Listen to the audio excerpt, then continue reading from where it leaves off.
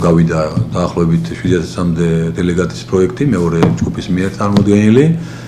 მე მაშინაც ვთქვი 2200 არ მიმაჩნია ცოტა და სწორედ ამიტომაც ვფიქრობდით რომ 2200 კაცი უფრო მობილურად, უფრო ნორმალურად ჩატარდებოდა ეს ყრილობა. კი ბატონო, ფაქტია რომ გაიმარჯვა მეორე პროექტმა, 700-იანმა პროექტმა და ჩვენ მემორჩილებით პოლიციის გადაწყვეტილებას და მემზადებით ყრილობის ჩვეულებრივი დემოკრატიული პროცესი. კაფიოდ ვაცხადე მიშელ სააკაშვილი ძალიან ძლიერი პოლიტიკოსია, მას ძალიან უდაოდ ბევრია გაკეთებული როგორც ქვეყნის ისე პოლიტიკური პარტიისთვის, ნაციონალური მოძრაობისთვის და ის რა თქმა უნდა არის ლიდერი, მაგრამ მას იძულებით დღეს არ აქვს საშუალება ბიძინა იმანიშვილის მხრიდან ვანისტის დევნას და იცით თქვენ მის მიმართ საქმეები აღძრული, აი ამის გამო ავტომატურ რეჟიმში არის რომ არის ვაკანტური თავმჯდომარის თანამდებობა. ჩვენ შევიკრიბეთ იმისთვის რომ მოვემზადოთ ყრილობისთვის, ჩვენ ასევე უნდობლობას ვუცხადებთ პოლიცსაბჭოში ჩვენს წარმომადგენლობას. თქვენ იცით რომ პოლიცსაბჭოში ბატონმა გუნავამ წინააღმდეგი მისცა სწორედ მიშეს პროექტს, შესაბამისად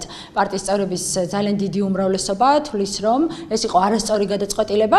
ჩვენ ჩვეულებრივად შევიკრიბეთ, ვითხოვეთ კითხვებზე პასუხი და ჩვენ თვითონვე მივიღებთ მონაწილეობას იმაში, რომ ყრილობის მოსამზადებელი სამუშაოები ჩავატაროთ ჩვენ, ასევე მონაწილეობას მივიღებთ დელეგატების შერჩევაში იმისთვის, რომ 20 იანვარს გაიმარჯვოს ნამდვილად შიდა დემოკრატია პარტიაში და არა კულუარულად მიღებულმა გადაწყვეტილებებმა და ვიწრო ჯგუფმა.